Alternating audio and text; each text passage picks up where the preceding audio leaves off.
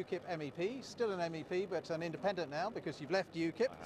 Nigel Farage, thank you very much indeed. Many people see you as one of the architects of Brexit. What do you think of the process that's unfolding here now, where Theresa May is asking for assurances to get her deal through the House of Commons?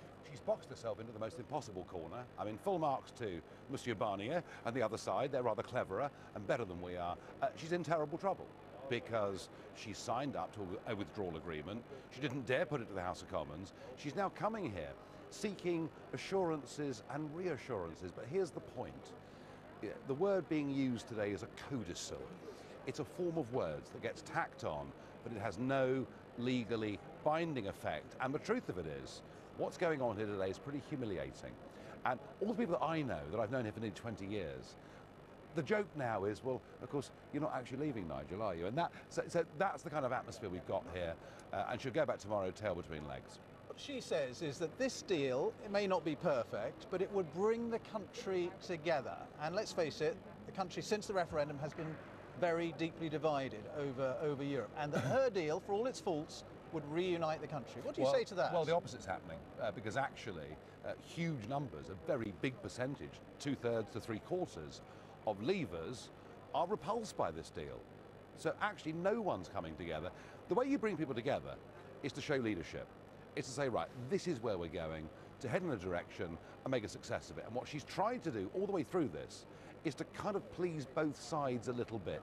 It doesn't work. And if this deal was to be ratified, we'd leave the European Union treaties, but we'd be trapped inside something that we can't leave without the permission of the other side. It doesn't work. But it isn't just about her, it's about Parliament. And Parliament may not like her deal, but it also has made it clear it doesn't like the idea of a no-deal Brexit, does it? Yeah, I mean, we've got a very strange situation here. Parliament simply can't cope with the result of the referendum. There's a big majority of Parliament who are very against Brexit.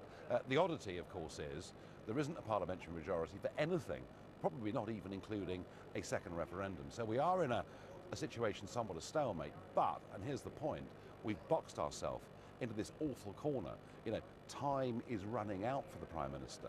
But her argument again is that if you don't get this deal through the Commons, you might end up with no Brexit at all. And that how dare she say that? But you campaigned for Brexit. Why don't you just take how dare the this? woman who stood on a general election manifesto of saying, I will take you out of the European Union, the single market and the customs union.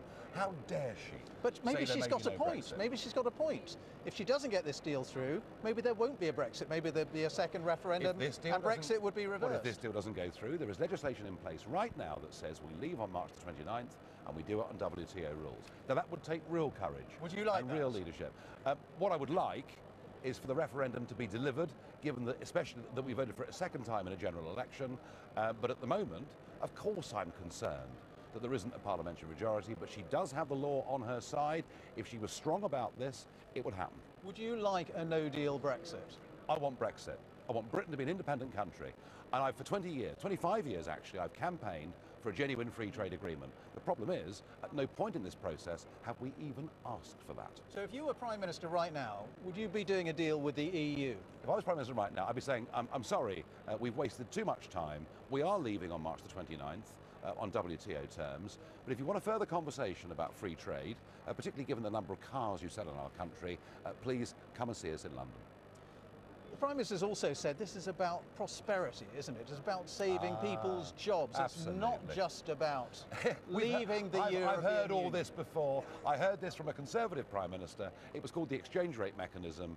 It was going to solve our economic ills. It led to a year of the biggest business bankruptcies and house repossessions in history.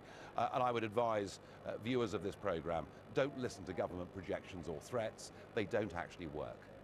A lot of people will say, okay, Theresa May have made mistakes, but they admire her courage and her stickability, and she's fought and fought to get this deal through, and maybe, just maybe, she will get it through. Maybe she'll get the assurances she's seeking here from the EU, and she will, in the end, get it through the House of Commons. You and I both know she is not going to get any legal changes to the withdrawal agreement today here at all. I'd agree with you on one thing. There is a remarkable limpet-like quality that however big the waves are, she stays firmly to the rock. On that level, we may admire her, but frankly, she has been, I think, so duplicitous with the British public. telling us that she was taking back control of our laws, our money, our borders, and this document doesn't do anything of the kind. She won the vote of confidence, though, last night. She did, but let's just analyse that. 37% of the Conservative Parliamentary Party voted against her. A win is a win, as you said after the referendum. Yes, if the losing side accept it. But you can get a situation where the losing side don't accept it and the war continues. We've got that with the Remainers in the United Kingdom, and you'll notice today Dominic Raab, former Cabinet Minister, Brexit Secretary, coming out publicly saying she should go. Other Conservative politicians now using language today that was stronger than it was before that vote. It looks to me like the losing side of yesterday in the Tory party haven't accepted it. I would suggest her position is far from secure. Nigel Farage.